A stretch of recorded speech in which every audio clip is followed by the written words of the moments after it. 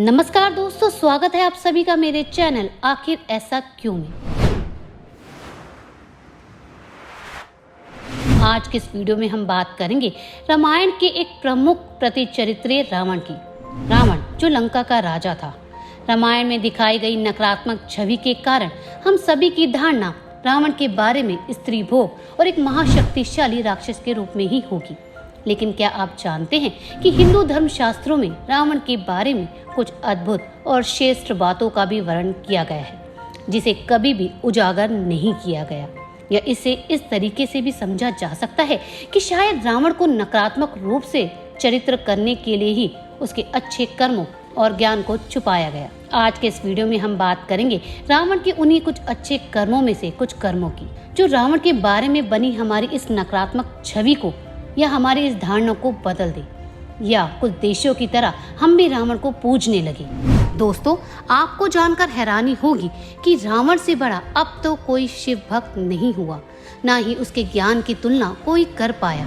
रावण इतना ज्ञानी था कि उसने बहुत से धार्मिक शास्त्रों और पौराणिक ग्रंथों की रचना भी की। रावण के इस पहलू के बारे में सुनकर शायद आप हैरान हो गए होंगे। रावण के बारे में कुछ ऐसे और तथ्य जानने के लिए वीडियो को अंत तक जरूर देखें।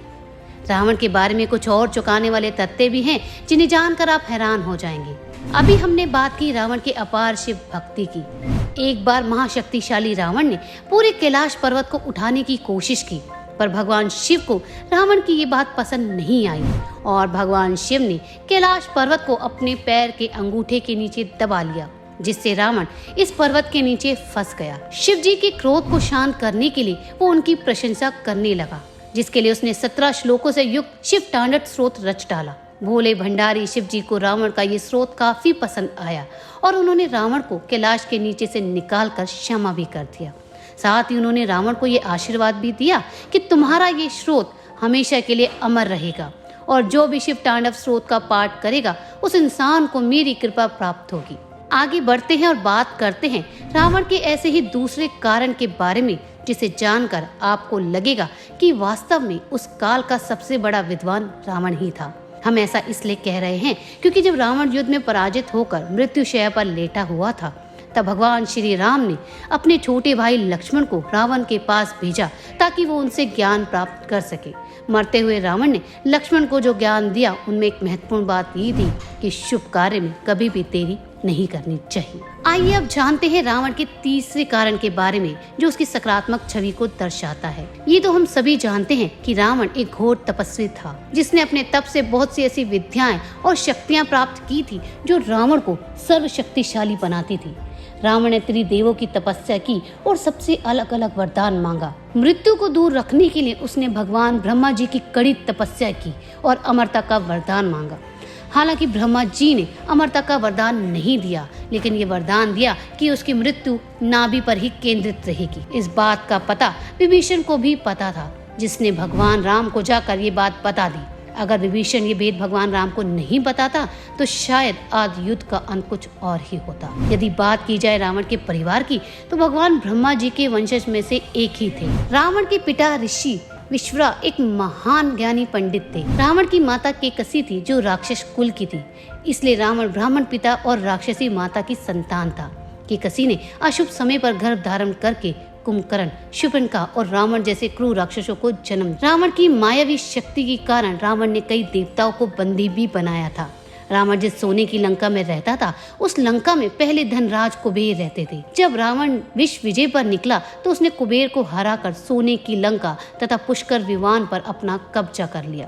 कुबेर देवता रावण के ही सौतेले भाई थे। रावण को त्रिलोक विजेता कहते थे। आखिर ऐसा क्यों कहते थे, चलिए जानते हैं। दरअसल रावण ने अपनी नीतियों के बलबूते पर अपने आसपास के मुख्य राज्य जैसे अंगदीप, मलदीप, वरारदीप, शंखदीप, कुशदीप, ना जाने कितने ही राज्यों पर धावा बोलकर अपने अधीन कर लिया था। रावण ज्योतिष विद्या और तंत्र मंत्र का जानकार भी था। रावण ने अपने जीवन काल के दौरान बहुत सारी महान रचनाएं की, जैसे शिव तांडव स्रोत, अरुण संहिता, रावण संहिता।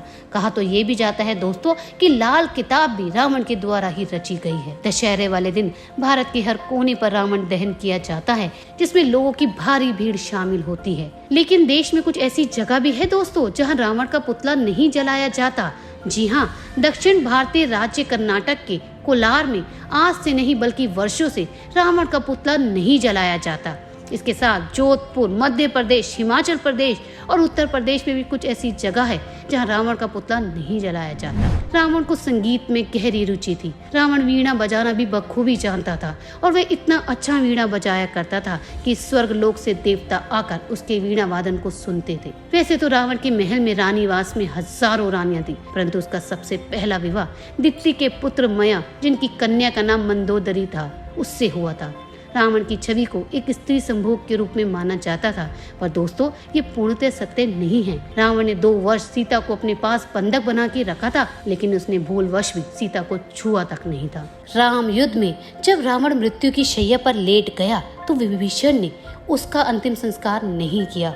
कहा जाता है कि उसके बाद रावण के शव को नाग कुल के कुछ लोग अपने साथ ले गए, ये सोचकर कि जिस तरह संजीवनी से लक्ष्मण उठ गया था, उसी तरह उन लोगों का विश्वास था कि रावण की मौत भी क्षणिक है और वो फिर से जिंदा हो जाएगा, लेकिन ऐसा नहीं हुआ।